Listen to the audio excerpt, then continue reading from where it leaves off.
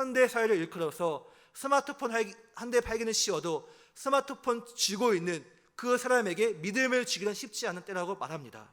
그러다 보니 믿음이 없는 자녀를 향해서 교회 가라고 말은 하지만 동시에 이게 강요만 한다고 될 것이 아닌데 언제까지 이래야 되나 생각이 들 수도 있습니다. 언제쯤이면 믿음이 없는 내 자녀가, 내 부모가, 내 사랑하는 가족이 하나님을 진정으로 믿을까 질문이 생깁니다. 그리고 굳이 남을 바라보지 않고 내 자신을 바라보면서 나도 처녀 때에, 나도 총각 때에, 젊었을 때에 그 뜨거웠던 믿음을 가져야 하는데, 첫사랑을 회복해야 되는데, 더 이상 남의 간증에만 듣고 아멘 아멘 끝나는 것이 아니라 나도 하나님을 더욱더 풍성히 만나고 느낌을 통하여서 그 하나님을 전해주는 인생이 되어야 되는데 라며 다짐을 하기도 합니다. 그러나 분명하고도 확실한 것은 우리 하나님은 살아계십니다. 어느 분의 책 제목처럼 시퍼렇게 살아계신 하나님이 되십니다. 그리고 살아계신 우리 하나님은 더 나아가 자신의 살아있음을, 자신의 하나님 되심을 보여주시기를 원하십니다. 누구에게요? 그분과 뜻을 같이 하는 자에게 말입니다. 그 뜻이 무엇이란 말입니까? 하나님의 뜻은 이것이니 너희의 거룩함이다. 우리의 거룩함이 하나님의 뜻이라는 것입니다. 이렇게 하나님의 거룩한 뜻을 보이시고자 택함을 받은 민족이 이스라엘 백성이었습니다. 이스라엘 백성이 오랜 시간 애굽에서, 이집트 땅에서 계속 종살이하는 가운데서 하나님은 지도자 모세를 통하여서 기가 막힌 방법으로 이들을 이끌어 가십니다. 애굽 땅에 10가지의 재앙을 내리시고 앞에 막혀 있었던 홍해 바다를 갈라지게 하시고 또한 낮에는 구름 기둥으로 밤에는 불 기둥으로 인도하시면서 목이 마르다는 그들에게 물을 주시고 고기가 먹고 싶어하는 그들에게 아주 입에 질리도록 메추라기와 만나를 주시며 필요를 공급해 주십니다.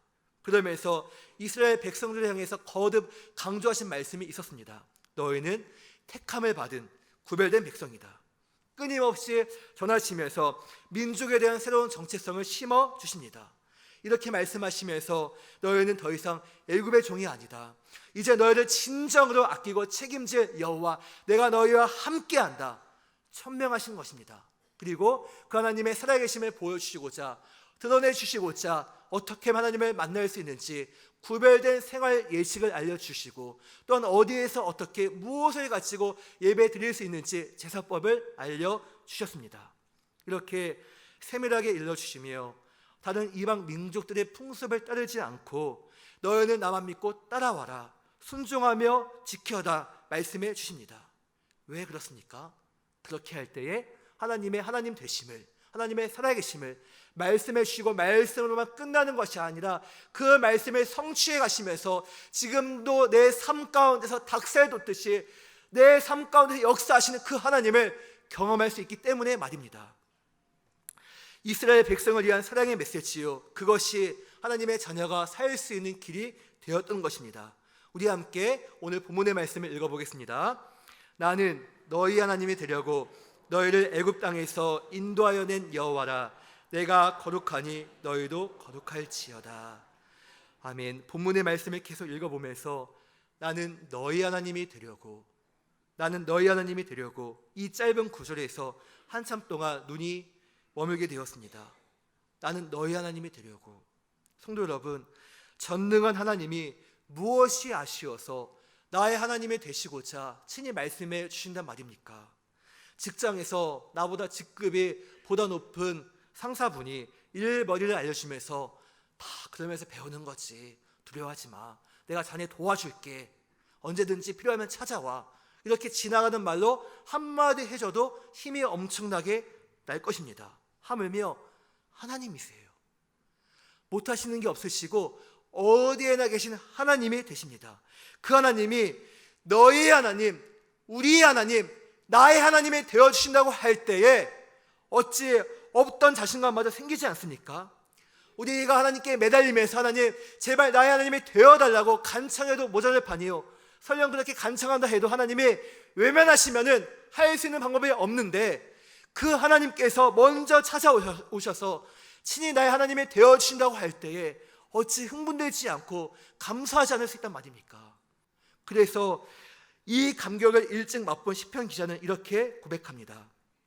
여호와를 자기 하나님으로 삼은 나라 곧 하나님의 기업으로 선택된 백성은 복이 있도다. 아멘. 성도 여러분, 그래서 오늘 우리가 사는 길이 어디 있습니까? 피곤한 몸을 이끌고 어떻게 해서든지 하나님께 예배드림을 통해 말씀을 통해서 갈급한 마음을 가지고 예배드리시는 존귀한 성도 여러분, 혹은 가정의 평화를 위하여서 아내에게 져주심에서 끌려오시는 남편 된 성도 여러분, 자녀 여러분, 지금도 살아계셔서 일하시고 역사하시는 그 하나님을 경험하고 싶지 않으십니까? 맛보고 싶지 않으십니까? 오늘 우리가 사는 길 첫 번째는 이제는 애굽 땅에서 나오셔야 합니다.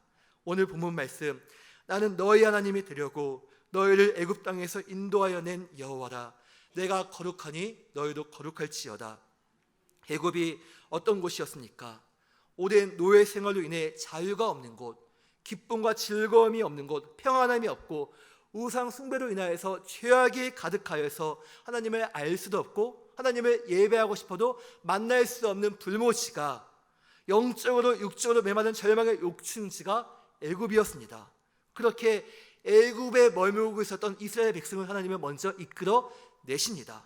하나님은 거룩하신 분이 되십니다. 그래서 거룩하신 하나님, 그분을 드러내고 나타내기 위해서는 과거 이스라엘 백성이 하나님을 알지 못하는 절망의 땅에서 이끌어내셨듯이 오늘날 우리도 죄악의 자리에서 하나님을 예배할 수 없는 그 자리에서 나오기를 원하고 바라십니다. 믿음의 조상이라고 불리는 아브라함을 우리 한번 떠올려 볼까요? 하나님께서 아브라함을 향해 이대한 뜻을 품고 말씀해 주십니다. 너는 너의 고향과 친척과 아버지의 집을 떠나 내가 내게 보여줄 땅으로 가라. 내가 너로 큰 민족을 이루고 내게 복을 주어 내 이름을 창대하게 하리니 너는 복이 될지라. 하나님께서 아브라함에게 큰 민족을 이루어 주겠다고, 내가 너에게 복을 주겠다고 약속해 주십니다.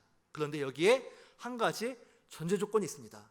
그것이 무엇입니까? 네가 머물고 있는 그 애굽 땅에서, 네가 머물고 있는 그 땅에서 나오라는 것입니다. 아브라함이 머물고 있었던 곳은 갈대아 우르였습니다. 이 지역은 애굽과 소아시아를 연결하는 지리적 이치 때문에 무역이 성행했던 곳이고 따라서 아주 부유했던 동네였습니다. 그런데 동시에 이것은 하나님이 아닌 일월성신, 달을 섬기며 우상을 뜨겁게 예배하며 경배하였던 곳으로도 유명합니다. 훗날 여호수아가 마지막 이스라엘 백성의 이야기를 하면서 했던 말들이 이를 증명하지요. 여호수아가 모든 백성에게 이르되 이스라엘의 하나님 여호와께서 이같이 말씀하시기를 옛적에 너희의 조상들 곧 아브라함의 아버지 나홀의 아버지 드라가 강 저쪽에 거주하여 다른 신들을 섬겼으나, 아브라함의 아버지였던 드라는 갈대아 우르에 살면서 하나님이 아닌 다른 우상을 섬기었던 자였습니다. 그리고 그 우상을 만들었던 제조업자라고도 알려져 있습니다.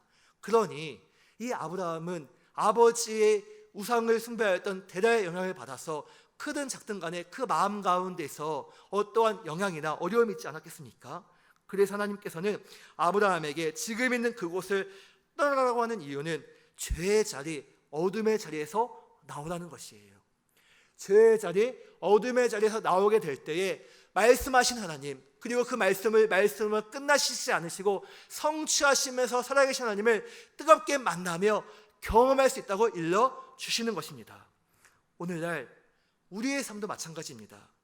이스라엘 백성을 애굽에서 인도하여 친히 이스라엘의 하나님이 되어주셨던 하나님은 오늘도 내 삶 깊숙한 곳에 찾아오셔서 하나님의 살아계심을 일러주시고 알려주시고 또한 만나주시기를 원하고 바라십니다.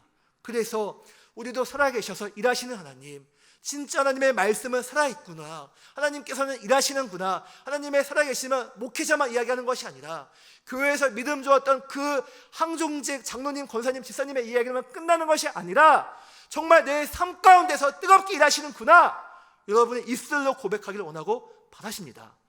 그 하나님을 경험하고 느끼기를 원하신다면 다른 데 길이 있지 않으세요. 이제 그만 내 삶의 애굽 땅에서 나오셔야 합니다. 하나님이 아닌 온갖 잡다한 것에 내 마음과 시간을 빼앗아가 버리는 애굽, 이것이 죄인 줄 알면서도 자꾸만 속아 넘어져 가버리는 그 애굽, 예배 시간보다 더욱더 귀히 여기면서 또한 예배드리는 이 순간조차도 예배 끝나고 뭐 먹지, 뭐 하면서 시간을 보내지 하면서 내 마음과 생각을 자꾸만 다른 데로 집중시키는 그 애굽 땅에서 나오셔야 합니다. 거기에서 나올 때에, 그 애굽 땅에서 나올 때 하나님의 살아계심을 맛보아 알 수 있다는 것이에요. 우리 함께 말씀 읽어보겠습니다. 이 세상이나 세상에 있는 것들을 사랑하지 말라. 누구든지 세상을 사랑하면 아버지의 사랑이 그 안에 있지 아니하니 이는 세상에 있는 모든 것이 육신의 정욕과 안목의 정욕과 이생의 자랑이니 다 아버지께로부터 온 것이 아니에요 세상으로부터 온 것이라. 이 세상도 그 정욕도 지나가되 오직 하나님의 뜻을 행하는 자는 영원히 거하느니라. 아멘. 앞서 말씀드렸듯이 발달된 인류 문명은 하나님께서 우리 가운데 주신 놀라운 축복이요 은혜입니다. 그러나 이 세상에 파묻혀 있는 나머지 눈에 보이는 정욕과 이생의 자랑을 쫓아 살아갈 때에 아버지의 사랑이 그 안에 있지 않다고 말씀해 주십니다. 15절 말씀에 이 세상이나 세상에 있는 것들을 사랑하지 말라. 누구든지 세상을 사랑하면 아버지의 사랑이 그 안에 있지 아니하니. 이 말씀을 놓고 하나님이 세상을 쫓아 살아가는 자를 사랑하지 않으시는구나 생각할 수 있지만 본래 뜻은 그렇지 않습니다. 이 말씀이 의미하는 바가 무엇인지 현대인의 성경 버전을 가지고 제가 읽어드릴 테니 한번 잘 들어보십시오. 여러분은 세상이나 세상에 속한 것들을 사랑하지 마십시오. 누구든지 세상을 사랑하면 그 사람에게는 하나님 아버지에 대한 사랑이 없습니다.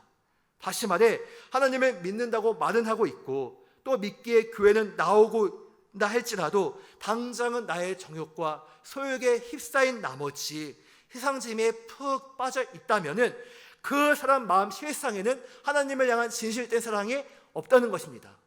하나님의 사랑이 세상에 속해 있는 자에게 없는 것이 아니라 세상에는 속해 있는 자들이 하나님을 향한 사랑이 없다는 것이에요. 그렇습니다. 사람들이 여러 꽃과 자연 앞에서 이쁘다고 사진을 찍고 물을 벌컥벌컥 마시고 하나님이 주신 땅을 디디면서 그 땅에서 나오는 소작물을 먹고 마시면서도 하나님께 감사하지 않습니다. 하나님을 인정하지 않습니다. 도리어 하나님이 어디 있냐고 하면서 하나님께 어깃장을 놓습니다. 성도 여러분, 그래서 우리는 점검해 봐야 합니다. 오늘 내 삶 속에서 내 마음을 빼앗아 가버리는 것이 무엇인지 찾아보셔야 합니다. 오늘날 우리가 세상 재미를 따라 죄의 자리, 흥음의 자리인 애굽에 머물고 있으면서도 하나님이 어디 있냐고, 왜 내 삶을 도와주지 않느냐고, 교회 다녀도 소용도 없다고 하소연하고 있지는 않습니까? 맞습니다. 교회만 다니면 아무 소용 없습니다. 진짜 하나님의 말씀대로 하나님을 믿을 때에 소용이 있습니다. 헬스장에 간다고 다 건강합니까? 운동해야 합니다. 자녀들이 학원 간다고 다 공부 잘합니까? 본인이 해야 합니다. 교회 온다고 하나님 믿습니까? 아니요. 마음의 문을 활짝 열고 말씀을 듣는 10년 가운데 빛대신 주의 말씀이 이 시간을 통하여서 내 속에 들어옴을 통하여서 내 안에 있는 어둠의 세력이 떠나가고 어둠에서 나와서 빛으로, 죽음에서 생명으로, 지옥 갈 자가 생명으로 천국으로 돌이키는 역사가 일어남을 믿습니다. 그래서 마음의 문을 열고 말씀 시간에 주무시는 것이 아니라 눈을 크게 뜨고 정말 어떻게든 한마디라도 내 심령에 새기고 가야겠다, 이런 살고자 하는 의지를 가지고 예배를 드리셔야 합니다. 사랑하는 성북교회 성도 여러분, 오늘날 우리는 물어보셔야 합니다. 과연 내 안에 하나님을 향한 진실된 사랑이 있는지, 나를 위하여서 십자가에서 생명을 주신 예수 그리스도의 사랑 앞에 그 누가 나를 위해 죽으신단 말입니까? 그 누가 보다 세상 끝날까지 내가 너희와 항상 함께할게 말씀해 주시는 분이 누가 있습니까? 사랑하는 남편도 아니요, 아내도 아니요, 나를 낳아주시고 키워주신 부모님도 아니요, 오직 주님만이 함께 하신다고 말씀해 주시는 이 사랑의 메시지를 멀리 하시는 것이 아니라, 한 귀로 듣고 한 귀로 흘리시는 것이 아니라 오늘 마음에 새길 수 있는 시간이 되기를 예수님의 이름으로 축복합니다. 창가에 커튼을 잔뜩 쳐놓고 햇빛이 들어오지 않는다고 말하시는 분은 아무도 없습니다. 한쪽으로 커튼을 제쳐놓을 때에 우리 집안에 따뜻하게 다가오는 햇살을 느낄 수 있습니다. 마찬가지로 지금도 일하시는 하나님, 살아계셔서 우리 삶 속에서, 내 삶 속에서 응답해 주시고 내 신음 가운데서 알려주시고 답을 제시해 주시는 그 하나님을 만나기 위해서는, 경험하기 위해서는 여러분 생각과 마음 가운데서 하나님보다 더 사랑하는 그 애굽에서, 그 불모지의 땅에서 이제는 나오셔야 합니다. 거기에서 나올 때에 하나님을 향한 사랑의 마음의 눈이 틈에서 내가 진짜 하나님의 사랑받는 자녀이구나, 내 우울증은 떠나가고 내 질병도 떠나가고 나와 함께 하시는 그 하나님을 느끼며 경험하게 될 줄로 믿습니다. 오늘 그 은혜의 시간이 결단의 시간이 될 수 있기를 예수님의 이름으로 축복합니다.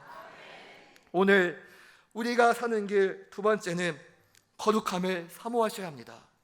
본문 말씀, 나는 너희 하나님이 되려고 너희를 애굽 땅에서 인도하여 낸 여호와라. 내가 거룩하니 너희도 거룩할지어다.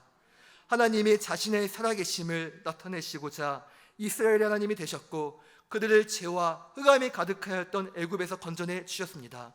그리고 거듭하신 말씀에 내가 거룩하니 너희도 거룩하다 였습니다. 곧 이 말씀은 이제 애굽 땅에서 나왔잖아요. 그러면 이제 이것으로 만족하지 말고 끝이 아니라 더 큰 장벽이 있음을 알려주십니다. 이스라엘 백성이 하나님의 말씀을 따라서 젖과 꿀이 흐르는 땅, 약속의 땅 가나안을 향해 가야 합니다. 그런데 그냥 들어가는 것이 아니라 하이패스 통과하듯이 편히 갈 수 있는 것이 아니라 계속 이방 민족의 싸움을 걸어오고자 준비하고 있습니다.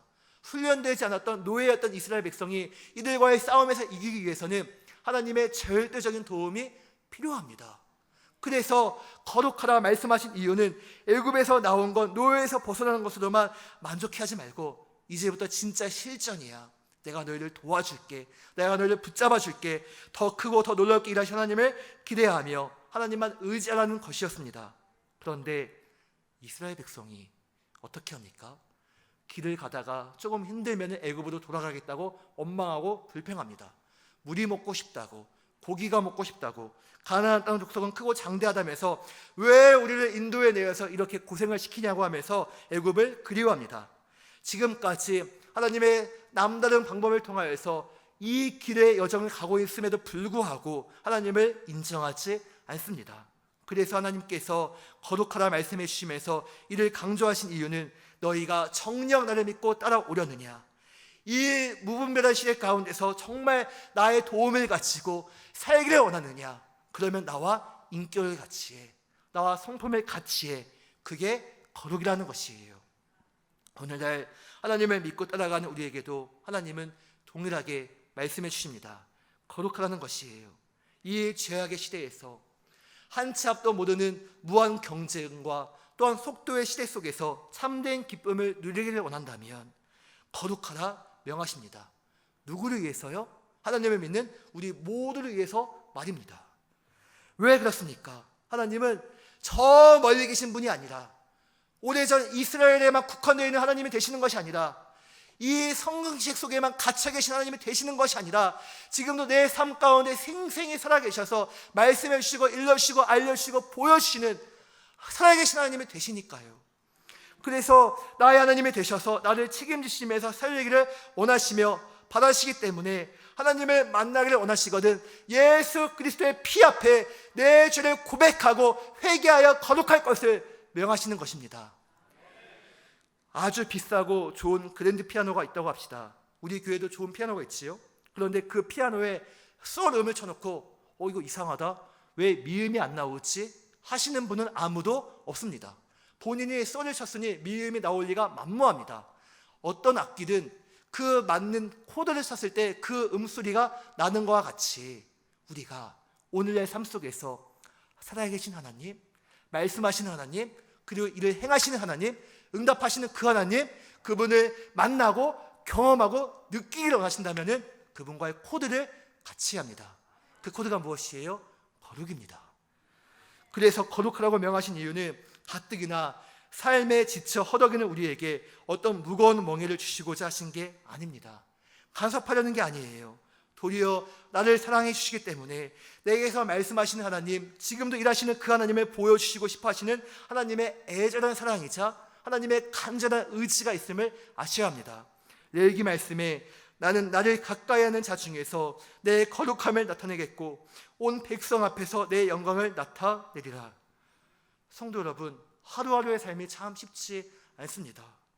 쉽지 않은 험한 세상에서 내 힘으로 살 것이냐, 아니면 하나님의 자녀가 되었으니 하나님의 방법과 그 능력을 힘입어 살 것이냐, 이미 답은 나와 있습니다. 하나님께서 거룩한 자녀에게 자신의 살아계심을, 자신의 일하심을 보여주시겠다고 약속해 주셨으니 오늘 내 삶 가운데서 거룩을 쫓아서 살 수 있기를 예수님의 이름으로 축복합니다. 예수님께서 겟세마네 동산에서 우리의 모든 죄악을 담당하고자 십자가를 놓고 고민하며 또 기도하십니다. 생살이 가시관에 의해서 찢겨져야 되고 채찍에 갈기갈기 맞을 때마다 피가 터져 나오면서 살점도 떨어져 나갑니다. 이 고난의 잔이 너무나 무겁고 힘겨운 것을 아셨기 때문에 피하고 싶지만, 그러나 우리 주님의 이 고난의 잔을 드셔야만, 십자가를 지셔야만 하나님과 우리 사이에 가로막았던 죄의 짐이 무너지기 때문에 묵묵히 이 십자가를 지십니다.